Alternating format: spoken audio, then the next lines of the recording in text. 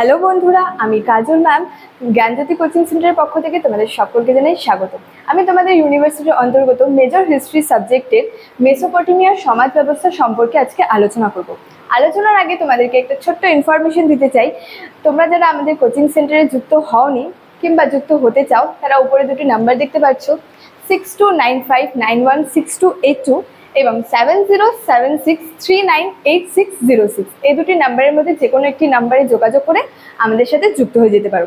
তো বেশি দেরি না করে আজকের টপিক সম্পর্কে আমরা আলোচনা শুরু করছি। প্রথমেই বলা হয়েছে মেসোপটেমিয়া শব্দটির অর্থ। গ্রিক ভাষায় মেসোপটেমিয়া শব্দটির অর্থ হলো নদীর মধ্যবর্তী ভূমি বা নদীর মধ্যবর্তী স্থান। এখানে নদী বলতে মূল দুটি নদীকে বোঝানো হয়েছে, টাইগ্রিস এবং ইউফ্রেটিস। মেসোপটেমিয়ায় সামাজিক শ্রেণীবিন্যাসকে মূলত তিন ভাগে ভাগ করা যেতে পারে, যেমন উচ্চতর, মধ্যতর এবং নিম্নতর শ্রেণীবিন্যাস। এবং এই উচ্চতর, নিম্নতর এবং মধ্যতর এই শ্রেণীবিন্যাস বিভিন্ন নামে পরিচিত। যেমন উচ্চতরে যারা ছিল তারা ওয়াইলাম নামে পরিচিত, মধ্যস্তরে যারা ছিল তারা মুশকেন্নাম নামে পরিচিত এবং নিম্নস্তরে যারা ছিল তারা ওয়ার্জিন নামে পরিচিত। সমাজের উচ্চস্তর শ্রেণীতে যারা অবস্থান করত তারা ছিল পুরোহিত, অভিজাত, বণিক, শিল্পপতি এবং উচ্চ পদস্থকারী সরকারি কর্মচারীরা। এবং মধ্যবর্তীতে যারা অবস্থান করত তারা ছিল চিকিৎসক, ক্ষুদ্র ব্যবসায়ী এবং বিভিন্ন শ্রেণীর কারিগর। এবং নিম্নস্তরের শ্রেণীতে বা নিম্ন শ্রেণীভুক্ত যারা ছিল তারা ছিল দাস বা কৃতদাস, ভূমিদাস এবং সাধারণ শ্রমিক। মেসোপটেমিয়ায় যেসব সমাধি পাওয়া গেছে সেখানে সামাজিক স্তরভেদের প্রমাণ রয়েছে, মানে যে স্তরগুলি পাওয়া গেছিল সেগুলির পুরো প্রমাণ পাওয়া গেছে যে এগুলোর স্তর রয়েছে। এবং সুমেরীয় সমাজে বলা হয়েছে যে যুদ্ধবন্দীরাই একমাত্র দাস বা কৃতদাসে পরিণত হতো। যেমন যুদ্ধবন্দীরা বলতে বোঝানো হয়েছে যে যুদ্ধে যারা পরাজিত হতো বা হেরে যেত তারাই দাস বা কৃতদাসে পরিণত হতো।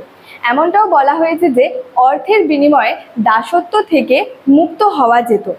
অন্যান্য প্রাচীন সভ্যতার মতো মেসোপটেমিয়ায়ও দাসদের হাটে বাজারে কেনা বেচা চলতো। মানে এমনটা বলা হয়েছে অন্যান্য প্রাচীন সভ্যতার মতো মেসোপটেমিয়াতেও দাসদের হাটে বাজারে কেনা বেচা চলতো।